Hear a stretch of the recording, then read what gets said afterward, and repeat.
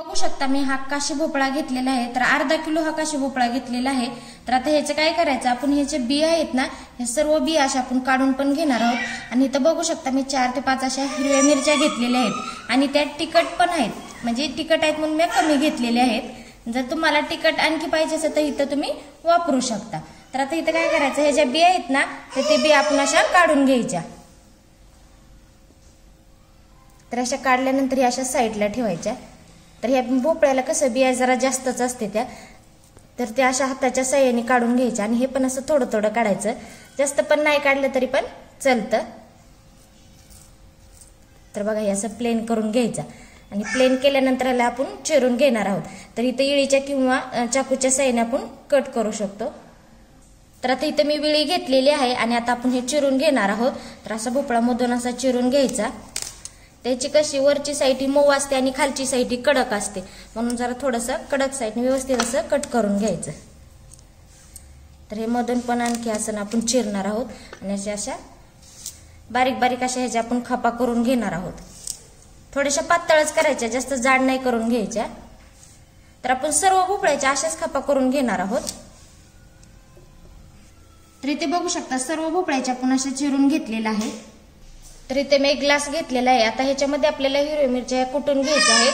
तर ह्या हिरव्या मिरच्याचे आता आपण असे देठ काढून घ्यायची आणि ह्याचे असे तुकडे करून ह्या ग्लासमध्ये अशा टाकायच्या।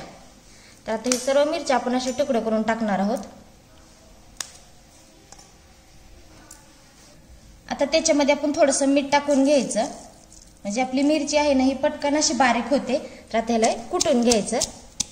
तर असं बारीक अशा मिरच्या ह्या कुटून घ्यायच्या। तर इथे बघू शकता अशा पद्धतीने मी बारीक अशा मिरच्या कुटून घेतलेल्या आहेत। तर इथे गॅसवर एक कढई ठेवलेली आहे, कढई आपली गरम पण झालेली आहे, त्यामध्ये आपण तेल टाकून घेणार आहोत। तर इथे मी शेंगदाण्याचं तेल वापरत आहे। तर इथे तेल आपलं गरम झालेलं आहे। आता गॅस हा मध्यम ठेवायचा आणि जी आपण हिरवी मिरची कुटून घेतली होती ना ती ह्याच्यामध्ये आपण टाकून घेणार आहोत। तर सर्व मिरची तेलामध्ये चांगली परतून घ्यायची आणि गॅस हा मध्यमच ठेवायचा। तर आता इथं मिरची आपली छान परतून झालेली आहे। आता त्यामध्ये आपण हा भोपळा टाकून घेणार आहोत। सर्व असं भोपळा टाकून घ्यायचा, मला चांगला असं मिरचीमध्ये फ्राय करून घ्यायचं। तर 1-2 मिनिटं चांगलं फ्राय करायचं। तर ही नवरात्र स्पेशल आपण काशी भोपळ्याची आपण उपवासाची रेसिपी केलेली आहे। खायला पण एकदम खूप छान लागणार आहे आणि एकदम मस्त लागणारी अशी ही भोपळ्याची रेसिपी आहे।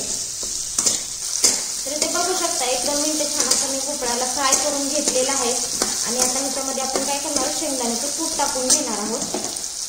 तर इथं मी 4 ते 5 असे शेंगदाण्याचे चमचे कूट घेतलेलं आहे, ती ह्याच्यामध्ये टाकून घ्यायचं आणि ते छान असं परतून घ्यायचं। शेंगदाण्याचं कूट टाकलं ना म्हणजे ते भोपळ्यामध्ये व्यवस्थित असं परतून निघायला पाहिजे, तोपर्यंत थोडंसं हलवत राहायचं आणि गॅस मध्यमच ठेवायचा। तर इथे बघू शकता आपण शेंगदाण्याचं कूट पण छान असं परतून घेतलेलं आहे। आता ह्याच्यामध्ये आपण पाणी ओतून घेणार आहोत। पाणी ओतल्याने कसं म्हणजे भोपळा आपला छान पटकन असा शिजून निघतो। तर इथं अर्धा ग्लास मी पाणी ओतलेलं आहे आणि छान असं हलवून घ्यायचं आणि गॅस मध्यम ठेवून ह्याच्यावर झाकण ठेवायचं। असं झाकण ठेवून ह्याला चांगलं असं वाफवून घ्यायचं, गॅस मध्यमच ठेवायचा। तर आता इथं आपले झाकण काढून बघत आहे। तर आता झाकण काढल्यानंतर आपण पहिला भोपळा शिजला की नाही ते बघू। तर इथं आपला भोपळा बघा आता मी दाखवते की आता आपला भोपळा छान शिजलेला पण आहे आणि थोडंसं मी ह्याच्यामध्ये रस्सा धरलेला आहे। तर तुम्हाला रस्सा नसला धरायचा ना तर सुक्का पण तुम्ही ठेवू शकता। आणि इथं आपल्याला भोपळा शिजण्यासाठी ना 3 ते 4 मिनिटं लागलेली आहेत आणि छान असा शिजलेला पण आहे। तर आता आपण गॅस बंद करणार आहोत। तर इथं बघू शकता मस्त आपले नवरात्र स्पेशल काशी भोपळ्याची भाजी तयार झालेली आहे। खायला पण एकदम मस्त लागणार आहे।